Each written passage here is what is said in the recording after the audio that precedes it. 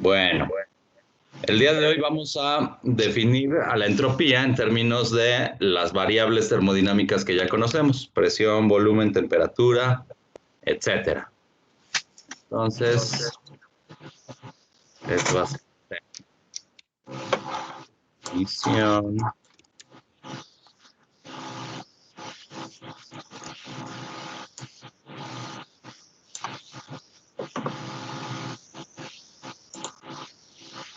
Ruido que sé. Voy a silenciar. Tómenla.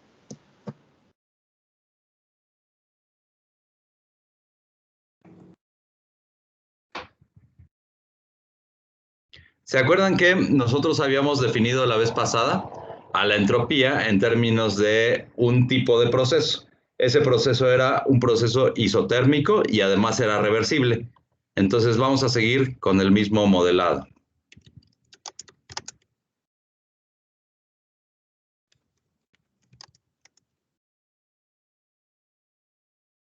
Para este tipo de proceso, nosotros sabíamos que, de acuerdo con la primera ley de la termodinámica, el calor es igual a menos el trabajo. Déjenme cambiar aquí de color.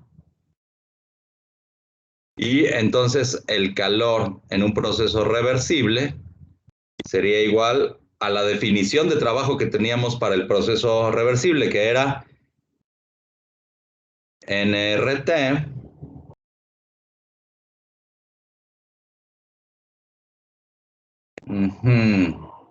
A ver, espérenme, aquí hay una pequeña complejidad, que es el signo negativo.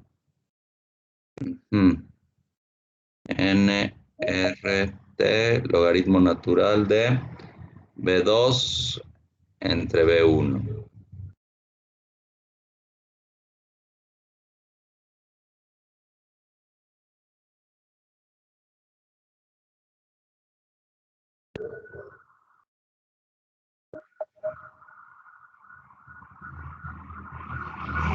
Ah, ya. Ok, es correcto. Lo que pasa es que o sea, de la primera ley, yo tendría que el cambio en la energía interna es igual al calor más el trabajo. Y acuérdense que si el proceso es isotérmico, este término vale cero. Entonces el calor es menos el trabajo. Y el trabajo estaba definido por menos nRT, logaritmo natural de B2 entre B1. Entonces con ese signo negativo que multiplica afuera, todo esto quedaría como positivo. Ajá.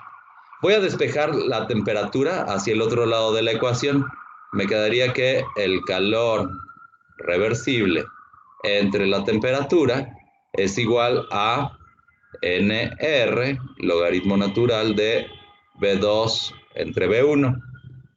Por lo tanto, o entonces, el calor reversible entre la temperatura, esta cantidad que estamos viendo acá del lado derecho de la ecuación, es la que definimos la vez pasada como la entropía en términos del volumen. Acuérdense que hicimos la deducción de que el volumen tenía relación con la probabilidad y al final llegamos a esta expresión, ¿no? Entonces, esa razón del calor reversible entre la temperatura sería igual a el cambio de entropía que nosotros definimos la clase pasada. Pero hay que tener mucho cuidado con esto. Esa definición solo involucra al cambio de entropía en términos de un proceso reversible. ¿Cuál era la mayor cantidad de trabajo que nosotros podíamos extraer en una expansión de un gas? Solo se daba cuando teníamos un proceso reversible. ¿Se acuerdan que en cualquier proceso irreversible el trabajo producido era menor? Ahora, la entropía es una función de estado, es decir, es independiente el cambio de entropía de que si yo paso por un proceso reversible o irreversible, delta S va a ser lo mismo. Pero el calor reversible, como depende del trabajo, no es igual, ese sí depende de la trayectoria. Entonces, eso me lleva a concluir algo que después vamos a resumir en términos de la segunda ley de la termodinámica, que tiene que ver con un proceso en el que ocurre una desigualdad. Lo voy a expresar de esta manera.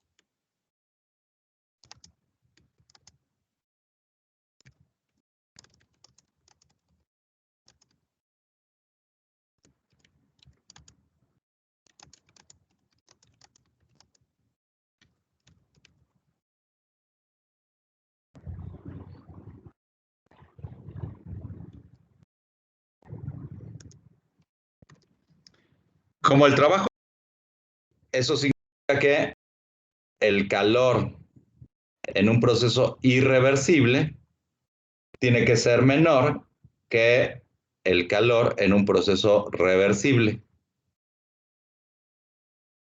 Pero el cambio de entropía es el mismo, porque la entropía es una función de estado.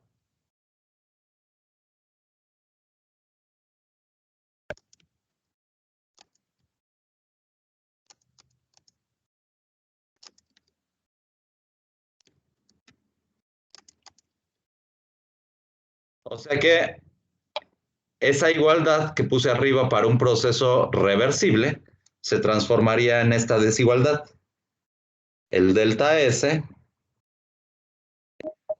tiene que ser mayor que el calor en un proceso irreversible, o más bien, que la relación calor-temperatura para un proceso irreversible. Les digo, esto después lo voy a aterrizar con la segunda ley de la termodinámica. Ahorita me voy a quedar nada más con esta pequeña definición. Va para el refrigerador. ¿Ah?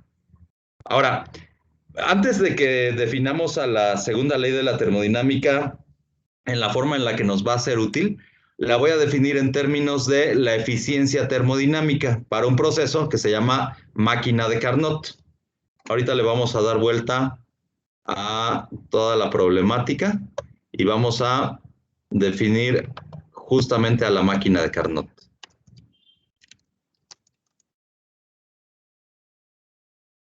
Se llama así en honor al físico Sadi Carnot.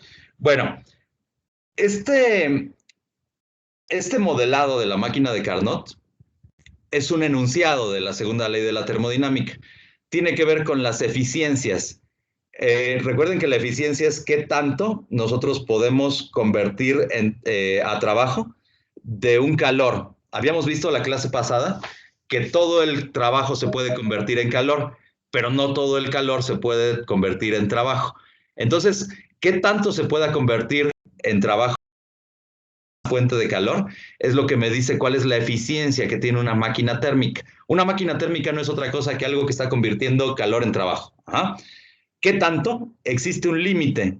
Ese límite está justamente definido por la máquina de Carnot. La máquina de Carnot es la idealización de una máquina térmica. Entonces, hay un enunciado de la segunda ley de la termodinámica que me dice que la eficiencia de una máquina térmica no puede rebasar a la eficiencia que se obtiene de la máquina de Carnot. ¿Ah? El problema consiste en lo siguiente. Tengo una fuente de calor que se encuentra a cierta temperatura. Lo voy a definir como este bloque. Voy a decir que es una fuente de calor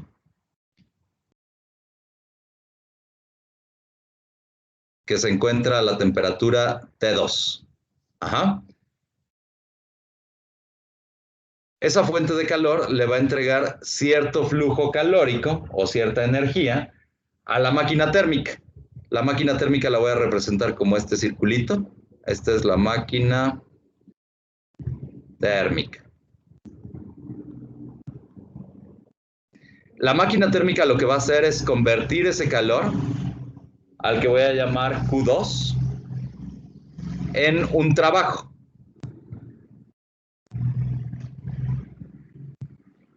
Y después de que se lleve a cabo el trabajo, voy a tener otro flujo de calor, al que voy a llamar Q1, que se dirige hacia otro almacén térmico.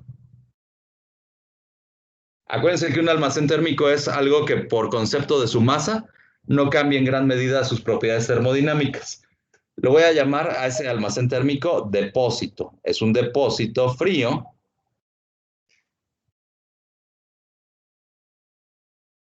que se encuentra a la temperatura T1.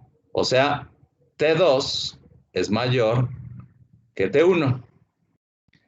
Piensen en cualquier máquina térmica. Vamos a tener un funcionamiento muy parecido al que estoy planteando aquí.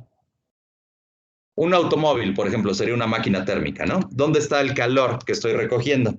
O el que le estoy entregando a la máquina térmica. Viene como resultado de la reacción que existe entre el combustible y el comburente.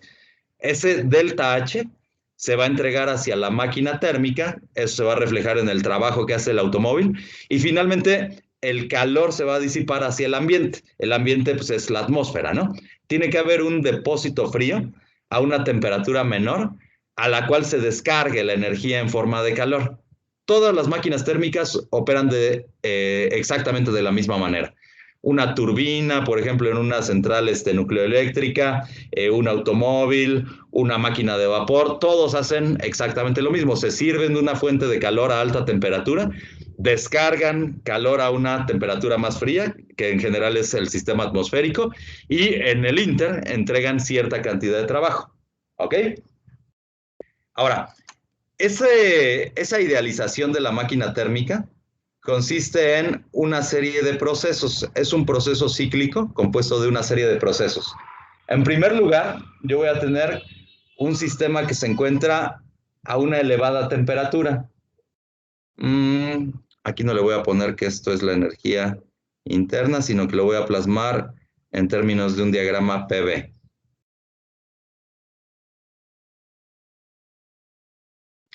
Inicialmente me encuentro a una temperatura calientita, ¿no? O sea, tendría un sistema que se encuentra a la presión 1, el volumen 1 y la temperatura 2, es la temperatura alta. ¿Ah? Me paso mediante un proceso isotérmico, se encuentra a la presión 2, el volumen 2, y como el proceso fue isotérmico, la temperatura sigue siendo T2. Este proceso de acá fue una expansión, es una expansión isotérmica. Ok, ya que estoy en el estado 2, voy a llevar a cabo una expansión adiabática hacia el estado definido por la presión 3, el volumen 3. ¿Y qué pasa con la temperatura si se lleva a cabo una expansión adiabática? Disminuye, ¿no? Disminuiría justamente hasta el valor T1 de la temperatura. Entonces, esta fue una expansión adiabática. Ok. Ahora voy a llevar a cabo una segunda, bueno, una compresión isotérmica. O sea, el proceso está ocurriendo en este sentido. Primero me voy hacia la expansión isotérmica, después llevo a cabo una expansión adiabática, después llevo a cabo una compresión isotérmica. Esta otra vez ahora es una compresión isotérmica. Y después voy a llevar a cabo una compresión adiabática. Bueno, de aquí como resultado de la compresión isotérmica estaría en el punto definido por la presión 4, el volumen 4, y la temperatura sigue siendo la temperatura T1. Y después regreso al estado inicial. Otra vez tendría un proceso adiabático, nada más que esta vez va a ser una compresión adiabática.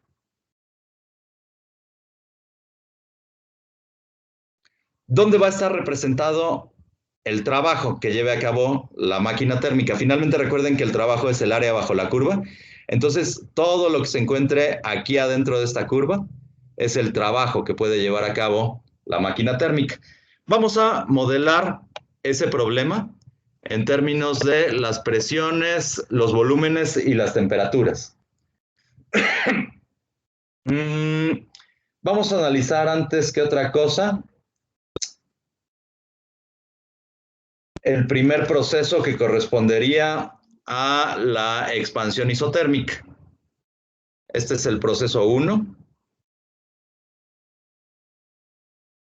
Es una expansión isotérmica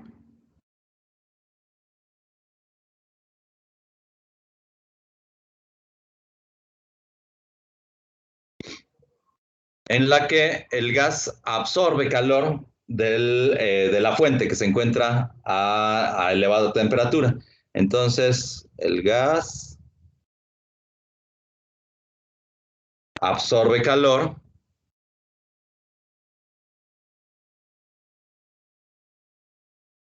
Recuerden que el calor absorbido es la cantidad Q2 de una fuente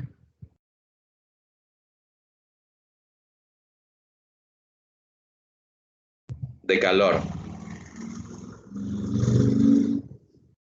y se expande isotérmicamente.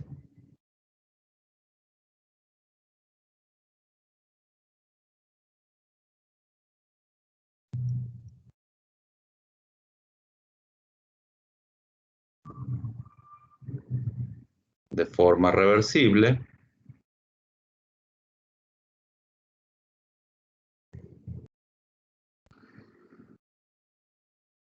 De B2, del volumen 1, perdón, hasta el volumen 2. ¿Cómo se ve la primera ley de la termodinámica? Si el proceso es reversible, el cambio de energía interna es igual a cero. El trabajo que voy a sacar de ahí lo voy a llamar W2, es igual a menos RT. Déjenme ponerle nada más que el gas, lo voy a modelar esto para un mol. Y así me deshago de la N. Entonces el trabajo sería menos R T2, logaritmo natural de el volumen 2 entre el volumen 1. ¿Y quién es el trabajo? ¿Quién es el calor? Recuerden que en la primera ley tengo que delta U es igual a Q más W. Entonces, si delta U vale 0, el calor va a ser igual a menos el trabajo, ¿no?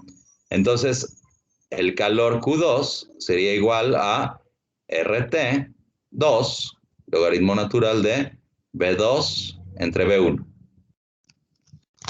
¿De acuerdo hasta? Ok. Quien calla otorga. Sí. En el proceso 2 yo tengo la expansión adiabática. El gas se expande de forma adiabática, pero también reversible.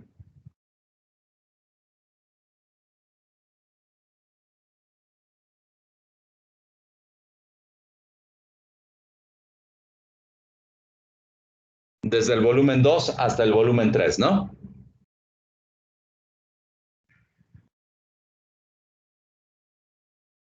¿Qué pasa con la temperatura? Como es un proceso adiabático, la temperatura baja de T2 a T1.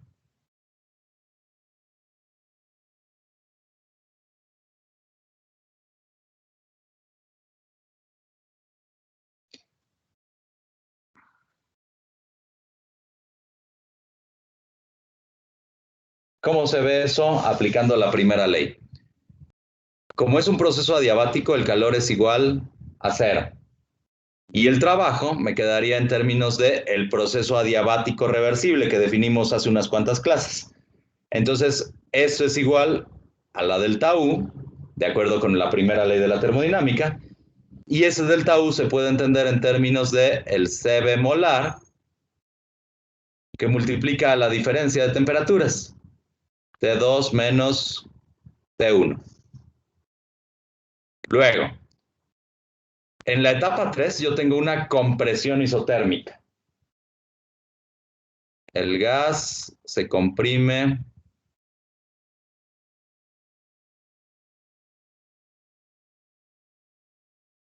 isotérmica y isotérmicamente, perdón.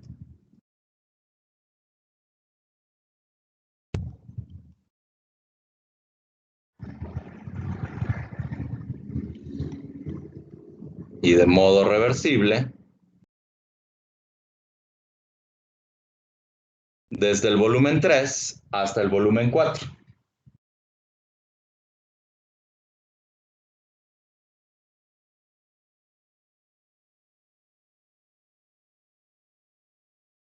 El calor liberado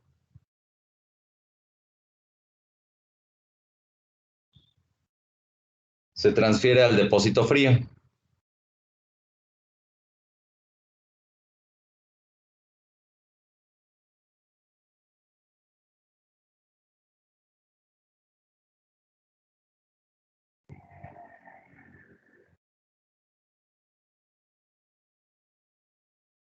Se transfiere al depósito frío que se encuentra a la temperatura T1.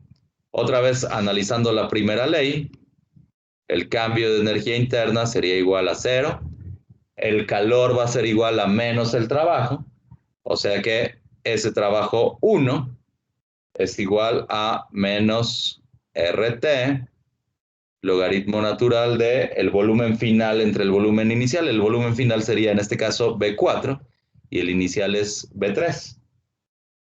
O sea que el calor 1 es igual a perdón, aquí me faltó T1, RT1, logaritmo natural de B4 entre B3. Y por último, en la etapa 4 del ciclo, tengo una compresión adiabática. Ahora la temperatura se va a incrementar de T1 a T2. Voy a llegar al estado inicial del sistema. Tengo una compresión, el gas se comprime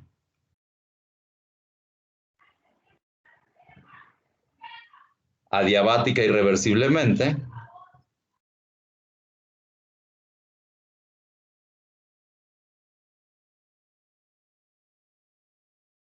¿Se escuchan los gritos de mi esposa y de mi hijita?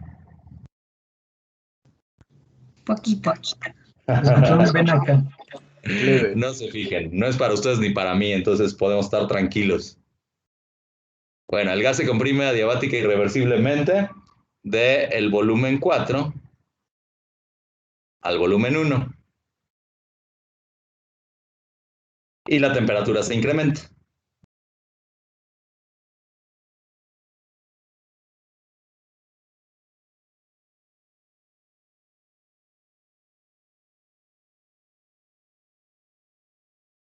De T1 a T2. Este proceso se vería muy parecido al primero, nada más que tiene un sentido contrario. Entonces tendríamos que el calor nuevamente es 0, es un proceso adiabático, y el trabajo sería igual a el cambio de energía interna, y ese cambio de energía interna es C bemolar por la diferencia de temperaturas, nada más que ahora tengo una diferencia en el orden contrario. Aquí lo puse mal. Es T2 menos T1, sería T1 menos T2, ¿no?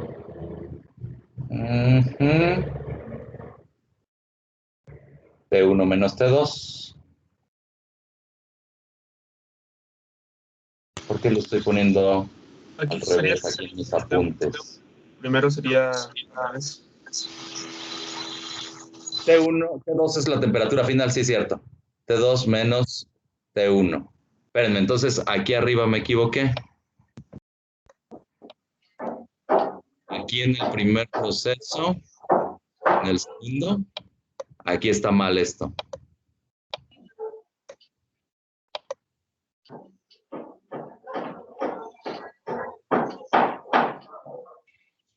Esto sería T1 menos T2.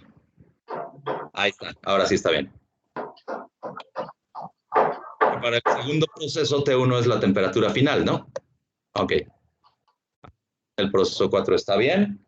Vamos a analizar cómo es el ciclo en conjunto.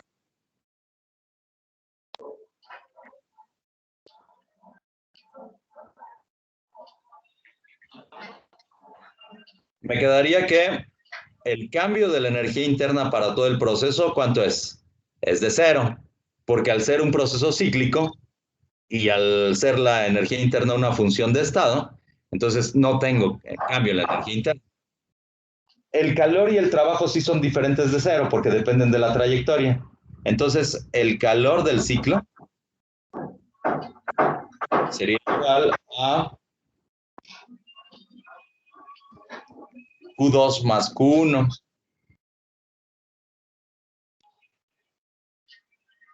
Nada más que con qué signos están. El calor 2 está siendo entregado hacia el sistema, ¿no? Lo estoy aprovechando de la fuente que se encuentra a la temperatura 2. Entonces, como está siendo recibido por el sistema, Q2 tiene que tener un signo positivo. Y como es Q1, está siendo descargado hacia el depósito frío que se encuentra a la temperatura 1. Lo está perdiendo el sistema, entonces Q1 tiene que ser negativo.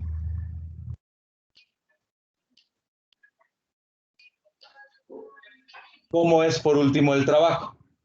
El trabajo para todo el ciclo sería igual a la suma de los trabajos de cada una de las partes del ciclo. Sería menos RT2 logaritmo natural de B2 entre B1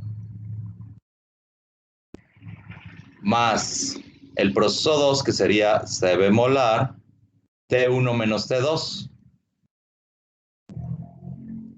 menos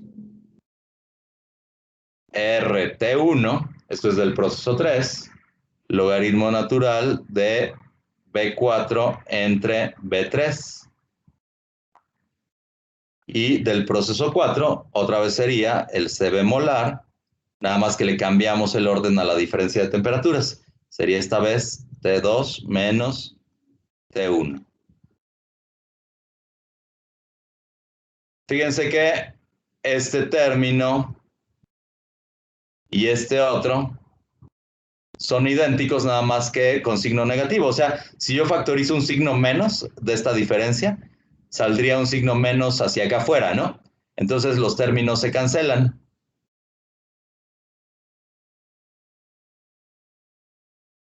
Entonces el trabajo del ciclo me quedaría igual a los términos que tienen representación logarítmica, ¿no? Me quedaría menos RT2 logaritmo natural de B2 entre B1 menos RT1 logaritmo natural de B4 entre B3. Lo que quiero hacer es cambiar esos volúmenes para no tener 4, que todo quede en términos de el volumen 1 y del volumen 2, por ejemplo. Entonces voy a hacer un desarrollo que los convierta. Déjenme decirles de qué me voy a auxiliar. Me voy a auxiliar de la ley de Boyle para el proceso isotérmico y de la ecuación que habíamos planteado para la expansión adiabática. ¿Se acuerdan que teníamos una en el que teníamos los volúmenes elevados al número gamma? Bueno, voy a utilizar esas dos relaciones. Para la ley de Boyle me quedaría que P1B1 es igual a P2B2 y que P2B, a ver, espérenme, y que P3B3 es igual a P4B4. Todo esto viene de la ley de Boyle. Son los dos procesos isotérmicos.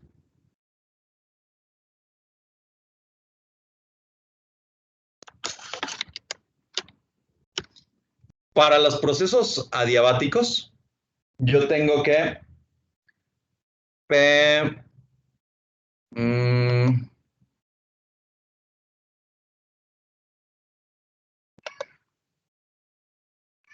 para los procesos adiabáticos tengo que P2B2 a la gamma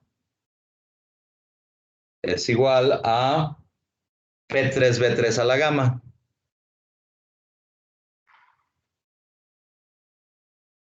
Y que P1B1 a la gamma es igual a P4B4 a la gamma. Esto es de los dos procesos adiabáticos.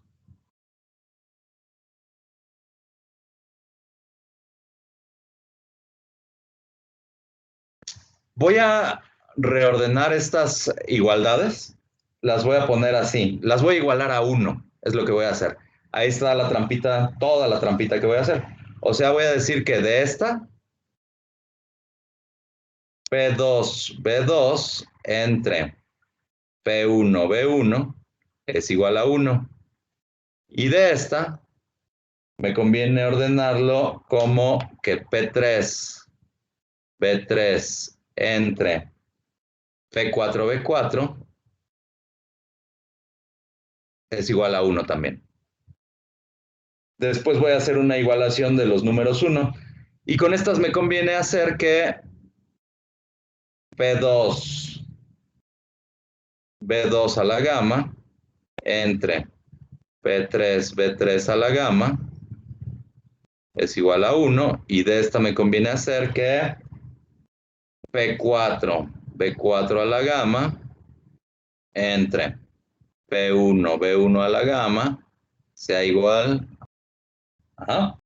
Entonces voy a reordenar. Me quedaría que P2, B2 a la gamma entre P1, B1 a la gamma es igual a P3, B3 a la gamma entre P4, B4 a la gamma. ¿Va?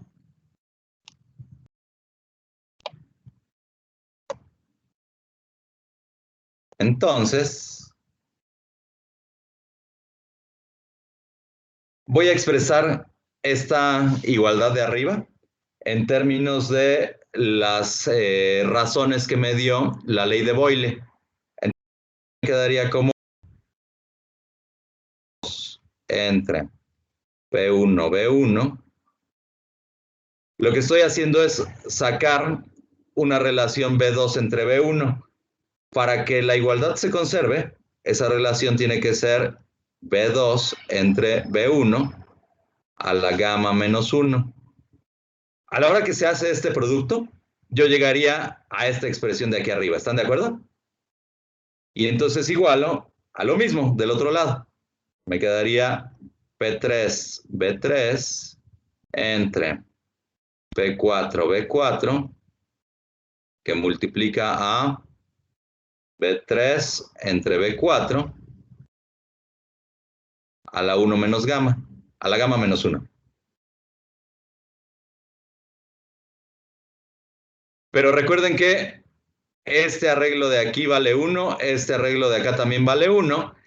Entonces tendría al final que B2 entre B1, esto elevado a la gamma menos 1, es igual a B3 entre B4, elevado también a la gamma menos 1.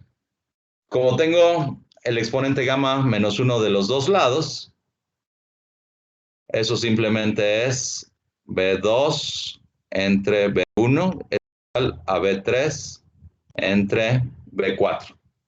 Entonces voy a reexpresar el trabajo en términos de la igualdad entre los volúmenes.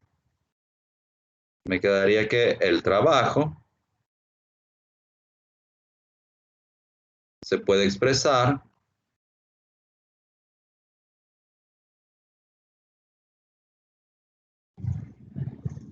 como W igual a menos R T2 menos T1 que multiplica el logaritmo natural de la razón de los volúmenes, pero me basta con poner la razón B2 entre B1, logaritmo natural de B2 entre B1.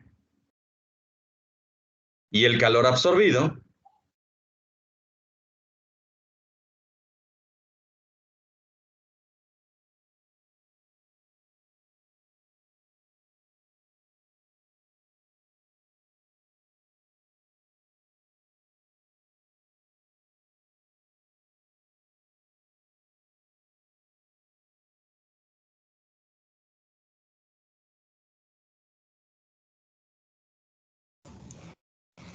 Profe, dice el calor absorbido del almacén.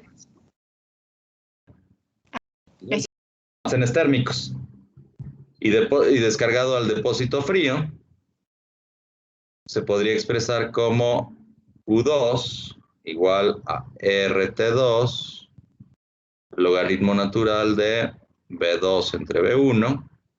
¿Me está diciendo que tengo la letra fea? Y el calor 1 es igual a RT1, logaritmo natural de B4 entre B3. Pero B4 entre B3 es igual a B2 entre B1. Entonces me quedaría igual a menos R. Bueno, es igual a B4 entre B3 es igual a B1 entre B2. Pero voy a cambiarle el signo a ese cociente y lo voy a sacar como un signo negativo. Entonces me quedaría igual a menos RT1, logaritmo natural de B2 entre B1. ¿Va que va? Estas dos vamos a colgarlas del refrigerador.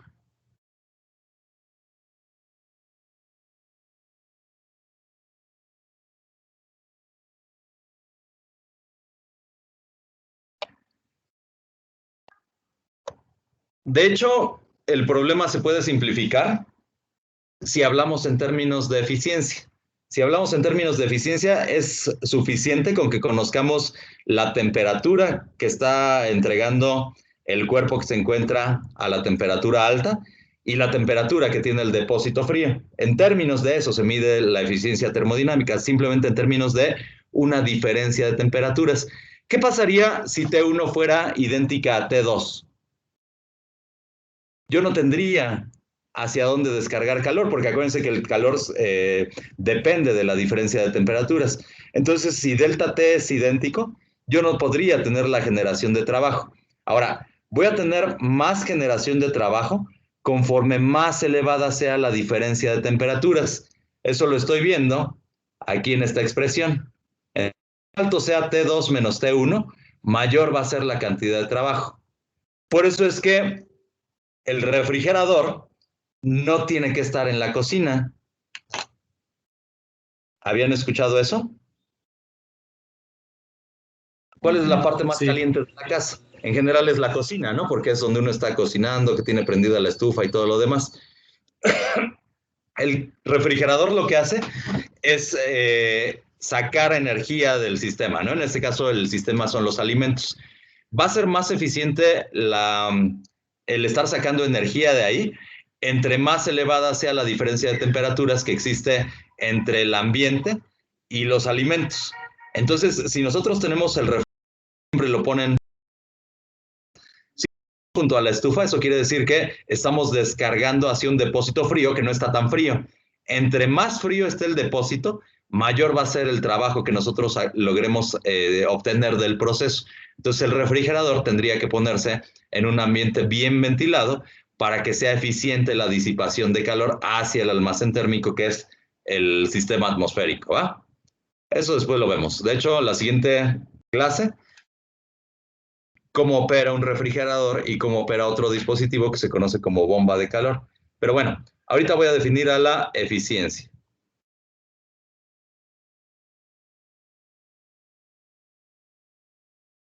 La eficiencia no es otra cosa que un cociente entre la cantidad de trabajo suministrado. ¿Dije trabajo suministrado? No. Entre la cantidad de calor suministrado y el trabajo que sale de la máquina térmica. La voy a representar por esta letra eta. Voy a decir que esto es la eficiencia. Y la voy a poner en esos términos. O sea, el trabajo que sale de la máquina térmica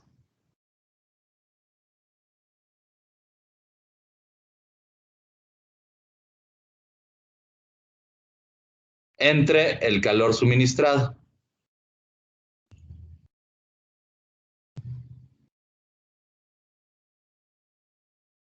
O el calor absorbido por la máquina térmica, es lo mismo, ¿no? O sea, lo podría escribir en términos de el trabajo con valor absoluto, porque no me interesa si el trabajo entra al sistema o sale del sistema. Finalmente ahí estaría la diferencia entre una máquina térmica del estilo de un automóvil, en la que el trabajo está saliendo de la máquina térmica, o un sistema como un refrigerador en el que el trabajo está entrando a la máquina térmica, ¿ok?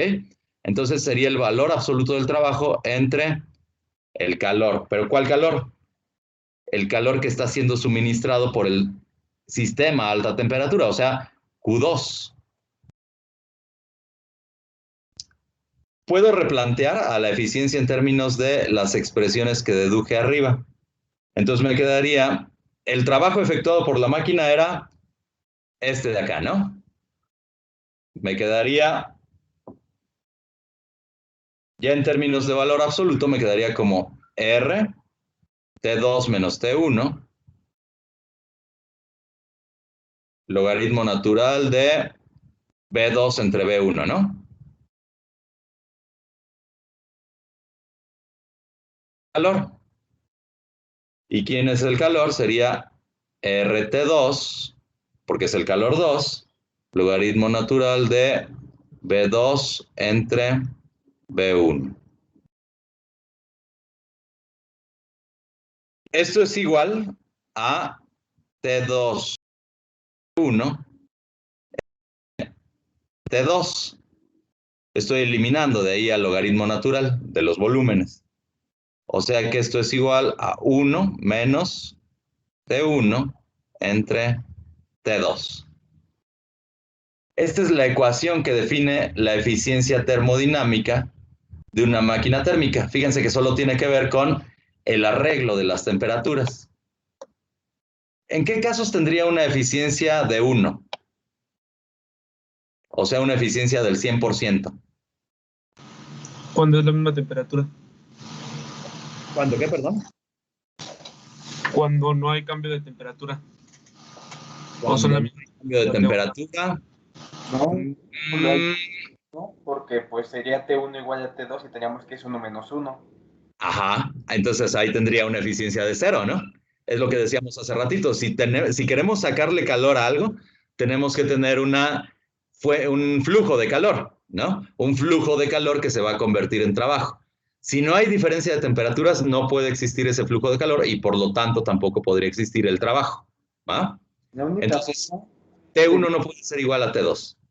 que T1 vaya a 0 y sería Exacto. Kelvin. Exacto, pero absoluto. exactamente. Eso implicaría estar violando la tercera ley de la termodinámica, que me dice que yo no puedo acceder al 0 Kelvin de temperatura. Entonces, la eficiencia nunca puede ser del 100% o nunca puede ser de 1 porque T1 no puede ser 0.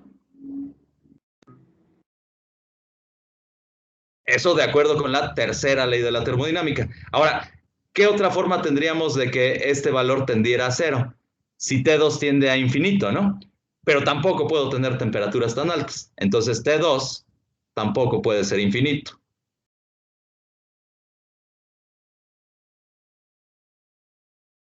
Por lo tanto, la eficiencia siempre tiene que ser menor que 1 o menor al 100%. ¿De acuerdo? De hecho, oye, profesor, cuando estudié el examen pasado también me vi videos de Yentaipia de los de Khan Academy y de hecho también me leí un archivo que decía que la eficiencia de hoy en día de los motores, digamos que de un motor de gasolina de un automóvil es del 40% y de un motor de diésel y de un tráiler es del 35% de eficiencia. Eso yo lo pondría un poco en duda. De hecho, la eficiencia de un motor a diésel es superior a la de un motor a gasolina. Y eso se debe a dos cosas. Una, que el diésel tiene mayor poder calorífico. Recuerden que yo tengo que Entonces, la entalpía de la reacción depende del peso molecular. Más o menos tiene un comportamiento lineal en razón con el peso molecular del compuesto. Entonces, la gasolina es, por ejemplo, tiene una flama más caliente que el metanol, ¿no? O el diésel tiene una flama más caliente que la gasolina. Eso se debe a que si estoy rompiendo más enlaces carbono-carbono y carbono-hidrógeno, yo voy a estar liberando mayor cantidad de calor a los alrededores. ¿Ah? Pero hay un segundo factor que es todavía más importante. ¿Se acuerdan que el motor diésel requiere de aire a presión? ¿Por qué?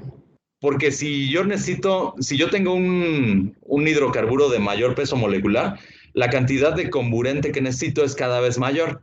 No podría sacar la cantidad de oxígeno que se requiere del aire que se encuentra a la presión atmosférica. Tengo que incrementar la presión en el aire para que yo tenga entonces el oxígeno necesario en la mezcla de combustión.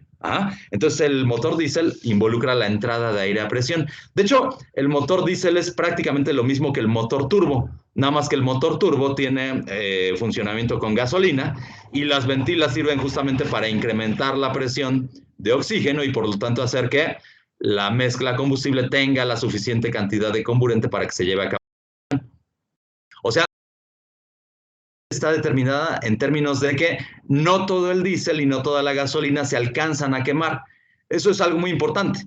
O sea, muchas máquinas térmicas no son eficientes, pero simplemente en términos de que yo no puedo producir la combustión total de la mezcla combustible-comburente. Entonces, el diésel, o más bien el motor diésel, por la entrada de aire a presión, tiene en general una mayor eficiencia termodinámica y además, ¿qué ocurre con la temperatura? ¿Cómo sería T2 para un motor diésel en comparación con T2 para un motor de gasolina? Muchísimo mayor. Es mayor. La temperatura de operación de un motor diésel es mayor que la temperatura de operación de un motor a gasolina. Entonces, si la diferencia entre el motor monobloque y a la misma temperatura es mayor en el motor de diésel, eso también hace que la eficiencia sea mayor en el motor de diésel que en el motor de gasolina. Déjame revisar ese videito que viste de el Khan Academy.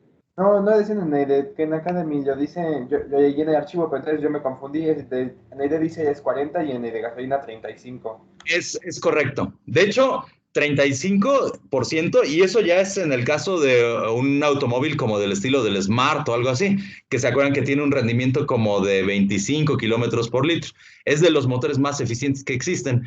Si yo calculo la eficiencia de la máquina térmica en una pick-up, van a ver que anda muchísimo por debajo de ese 35%, anda por ahí de el 15, 20% cuando mucho. Y eso ya es agregándole cosas como una computadora que regula la mezcla combustible-comburente, muchas otras cosas. O sea, si calculan la eficiencia, por ejemplo, en el Mustang de sus abuelitos, que todavía es de 8 cilindros y que traga así como loco gasolina, verían que la eficiencia termodinámica debe de andar por ahí del orden del 10% o menos. O sea, tienen un rendimiento como de 5 kilómetros por litro de gasolina. Esos motores se vendían en el tiempo en el que amarraban a los perros con longaniza. Recuerden que el sueño americano consistía justamente en tener el automóvil más grandote y todo lo demás, pero ¿en cuánto estaba la gasolina en aquel entonces? Yo me acuerdo que mi primer automóvil fue un Atlantic y yo sobrevivía de ir a la escuela, a la universidad, como con 50 pesos a la semana. Eso le echaba de gasolina. O sea, la gasolina costaba algo así como 2 o 3 pesos el litro. Comparen con el valor que tiene en la actualidad. O sea, tuve que vender mi camioneta, era una pick-up de 8 cilindros, porque ya no me alcanzaba para la gasolina. O sea, ya me gastaba algo así como 1,000 pesos a la semana, contra los 50 pesitos que me gastaba en mi Atlantic, ¿no? Entonces, es muchísimo el gasto en energía y, desde luego, el gasto económico, ¿no? Que eso conlleva. Vamos a hacer un problemita en el que tratamos de determinar la eficiencia termodinámica de una central termoeléctrica. ¿Cuál es la central termoeléctrica? ¿Convierte qué en qué? Ay, la madre. Energía calorífica en electricidad. Pero ¿cuál es el proceso que hay detrás? La hidroeléctrica convierte eso mediante una corriente de agua, ¿no? La corriente de agua hace girar la turbina se conecta al generador y papas. En una nucleoeléctrica, ¿qué pasa? La energía nuclear. Pero no de forma directa. De hecho, la energía nuclear, que también es liberada en forma de calor, lo que hace es calentar al agua que está circundando al reactor El vapor de agua que se produce ahí hace girar a los álabes de una turbina, la turbina está conectada al generador y el generador, pues papas, ¿no? O sea, también tengo un sistema de vapor, como los que vemos en las máquinas de vapor. La diferencia es de dónde procede la producción del vapor. En la central termoeléctrica también tengo que los vapores de combustión mueven a la turbina. La diferencia es que esos vapores de combustión provienen directamente de la quema de carbón, de queroseno, de diésel, etc. ¿Ah? Hay una por ahí a la salida, yendo hacia Pachuca, pasando Indios Verdes, bueno, bastante más lejecitos, por ahí por donde está Tecámac y todo eso, ahí hay una central termoeléctrica de generación de electricidad. Se ve bien impresionante, o sea, es una cantidad endiablada la de gases de combustión que salen de las chimeneas, se ve un paisaje bastante deprimente. Pero bueno, el ejemplo se refiere a una central termoeléctrica. ¿Y en la geotérmica qué pasa?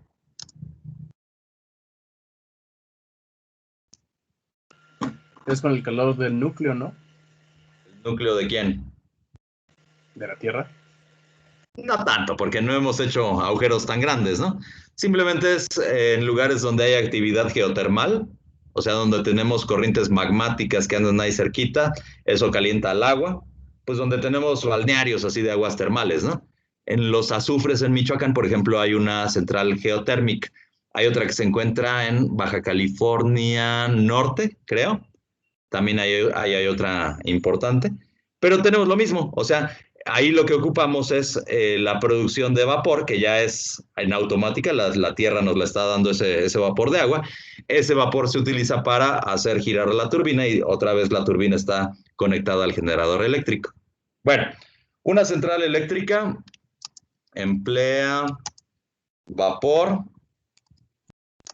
a 560 grados Celsius.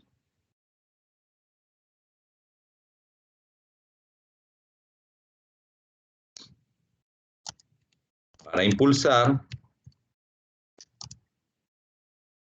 a una turbina.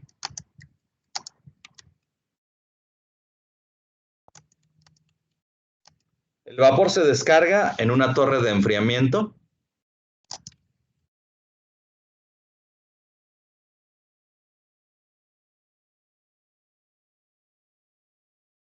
que se encuentra a 38 grados Celsius. Y nada más nos piden calcular la eficiencia energética.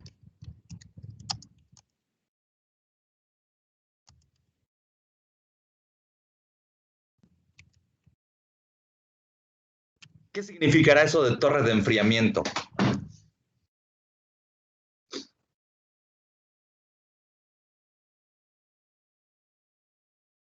¿Para qué es la chimenea en una fábrica? ¿Para qué es el escape en un automóvil? El equipo. Entonces lo que importaría más bien sería, ok, necesitamos una entrada de aire, ¿no? En el automóvil ahí tenemos el filtro de aire, tenemos una fuente de succión de aire, ¿no? Pero el escape, bueno, si entiendo bien lo que dices de que pueda respirar, pues es para que se lleve a cabo como la exhalación, ¿no? Del automóvil. Ajá. Pero no es para eso. ¿Por qué tiene un escape? ¿Por qué no directamente del motor hago que salgan los vapores de la combustión?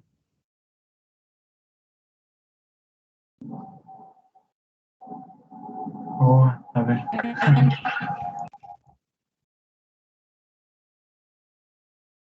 Bueno, tiene dos funciones el escape. Una es hacer que los vapores de combustión se enfríen. Recuerden que no sé si se habrán quemado con el escape de una motocicleta.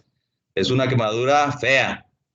El escape se encuentra a una elevada temperatura. De hecho, la temperatura de operación del escape tiene que ser muy alta por la segunda razón que les voy a dar, pero la primera razón es para hacer que los gases de combustión se enfríen y lleguen a la atmósfera. Si no se enfriaran en un automóvil o no se enfriaran en una fábrica, entonces nosotros tendríamos un desastre ecológico, tendríamos un calentamiento excesivo del aire circundante. Eso se traduce en pues muerte para muchas especies animales y vegetales, ¿no? Pero además hay otra característica. Recuerden que de la combustión salen muchos vapores que son venenosos. Por ejemplo, óxidos de nitrógeno y de azufre, que si no llegan a su forma termodinámicamente estable, por ejemplo, si no llegan al SO3 o al NO4 o al NO3, entonces son muy tóxicos. Entonces, una de las funciones del escape y de la chimenea en las fábricas es hacer que se complete la combustión de los óxidos de azufre y de nitrógeno para que no causen un efecto adverso a la salud, ¿no? Entonces, por eso se encuentra una elevada temperatura. Es en el escape donde el monóxido de nitrógeno, dióxido de nitrógeno, se convierten al trióxido de nitrógeno, tetróxido de nitrógeno, que ya no son tan tóxicos. Y lo mismo para los óxidos de azufre, ¿va? Entonces, por eso es que tiene que estar a una temperatura elevada. En las centrales nucleoeléctricas, no sé si se hayan fijado que siempre se encuentran a un lado de una masa importante de agua, por ejemplo, de un lago o de un cuerpo oceánico, del mar. Se encuentran en la playita. La de Laguna Verde no es la excepción, se encuentra en una playa. ¿Por qué? Una es por el sistema de seguridad que tiene el reactor. El reactor siempre tiene que encontrarse sumergido en agua. Si esa agua empieza a disminuir en volumen, entonces el reactor se empieza a sobrecalentar y entra en ignición. Se vuelve incontrolable la reacción de fisión nuclear. Entonces, si por ejemplo el reactor empezara a perder agua, una medida desesperada de emergencia sería inundar el lecho del reactor con agua. ¿Y de dónde obtenemos agua? Pues la tenemos que obtener del mar o de un lago. Por eso es que siempre se encuentran al ladito. ¿Ah? Es una medida desesperada porque ¿qué pasa si yo inundo el lecho del reactor con agua salada? Las sales que se encuentran disueltas en el agua se van a cargar de radioactividad, o sea, voy a empezar a generar isótopos radioactivos del sodio, del cloro, de todos los cationes y aniones que anden por ahí disueltos. Y eso finalmente llega al ciclo hidrológico, ¿no? A la hora que se integra a la lluvia, entonces tendríamos un fenómeno de contaminación global. Por eso es que cuando se empezó a descontrolar el reactor en la central de Fukushima, en Japón, no querían inundar el lecho del reactor con el agua oceánica. O sea, eso se traduciría en una contaminación a nivel global por parte de la radiactividad, ¿va? Y además hay una segunda razón. Tenemos que descargar el calor proveniente del reactor a un sistema que se encuentre frío, ¿no? Si lo descargáramos a la atmósfera, la transferencia de calor por convección es muy torpe en el aire. Entonces, es más que lo hagamos hacia el mismo mar. Pero estaríamos descargando agua caliente hacia los cuerpos oceánicos. Eso también se traduciría en un desastre ecológico. Entonces, del lugar donde descarga el reactor en Laguna Verde, tiene que recorrer el agua caliente un trecho como de 1 kilómetro. En ese kilómetro se empieza a enfriar y ya cuando llega al Golfo de México, a la playa, ya se encuentra suficientemente fría como para que no cause muerte en las especies animales y vegetales que viven ahí. Entonces es toda una cuestión de diseño, o sea, no crean que es nada más de que cámara descargo el agua caliente hacia el océano, o sea, eso involucraría un desastre ecológico. Entonces, hay muchos avatares en el diseño. Pero bueno, yéndonos hacia nuestro problemita, nos dicen cuáles son la temperatura caliente y fría, ¿no?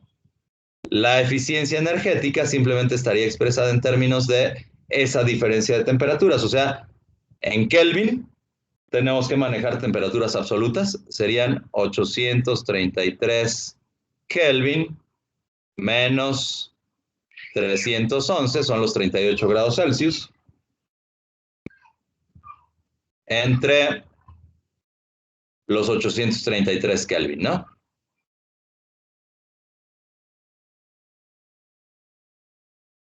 ¿Cuánto les da eso, chicos?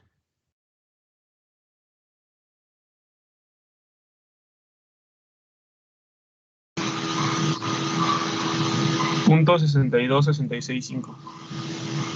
Multiplicar entonces por el 100 para que sea una cantidad porcentual. Sería como 63, ¿no? Ajá. 63% de eficiencia energética. Ajá. Esto es en el caso más ideal de todos, que correspondería al ciclo de Carnot. Pero recuerden que el ciclo de Carnot es simplemente una idealización, o sea, es la mayor cantidad de trabajo que podemos obtener de un proceso.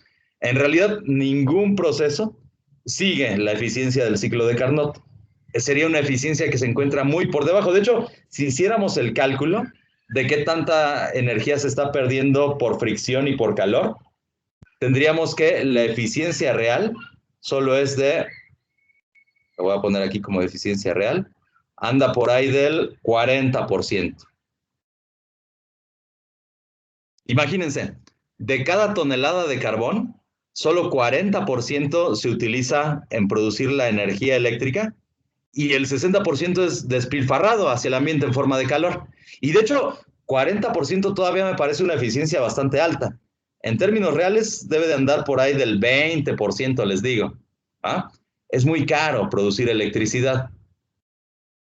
De hecho, a nivel industrial, el servicio más caro es el de la electricidad. Por eso es que muchas veces se prefiere utilizar cosas como calderas, como máquinas térmicas, para no utilizar electricidad. Es debido a que el costo de la energía eléctrica es muchísimo, muy elevado. ¿Va que va? Ok. Bueno, vamos a dejarle aquí, chicos, porque lo que sigue sería que definiéramos otras máquinas térmicas como el refrigerador y la bomba de calor. Entonces eso lo hacemos hasta la siguiente clase y nos metemos a revisar también la segunda ley de la termodinámica, ahora sí ya en términos estrictos. De momento me parece suficiente con esto que analizamos el día de hoy. Vale. Bueno.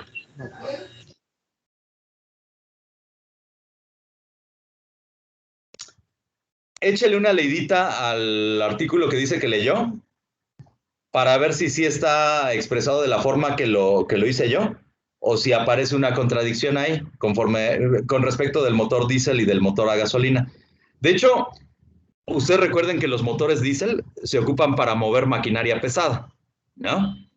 Trailers, etcétera, no son de gasolina, son de diésel y es debido a la eficiencia energética que tiene el diésel. También se hacía sobre todo por la cantidad de combustible que utilizan. Recuerden que antes el diésel era muchísimo más barato que la gasolina. En la actualidad ya sale más o menos igual. Entonces, quién sabe si eso vaya a justificar que se hagan trailers a gasolina, pero yo esperaría que no, por la cuestión de la eficiencia energética. La máquina, la locomotora de los trenes es una máquina eléctrica. ¿Eso lo sabían? No. Eso se debe a que en motores eléctricos ya tengo eficiencias que pueden ir por encima del ciclo de Carnot. En motores eléctricos puedo tener eficiencias que andan del 80 al 90 y tantos %. Entonces, la locomotora utiliza un motor eléctrico. Ustedes se preguntarán, ¿por qué entonces sale la pinche humareda cuando pasa el tren? Bueno, lo que pasa es que ahí tenemos un generador de electricidad que opera con diésel. Ese generador alimenta al motor eléctrico y el motor eléctrico es el que mueve en realidad a la locomotora. Pero también tenemos entonces producción de electricidad a partir del diésel y de ahí sale la humareda. ¿Ah? Y justamente les decía, por eso es que empleamos al motor eléctrico, porque ya sería demasiada la energía que se gastaría en tratar de mover a un tren con una máquina a diésel. Ahí ya necesitamos una eficiencia más alta, por eso es que empleamos un motor eléctrico. Bueno, vámonos chicos, nos vemos el miércoles. Vale. Hasta luego, profe. Nos vemos. Vamos, buen día. Igual para ustedes chicos, bonito día. Trial version.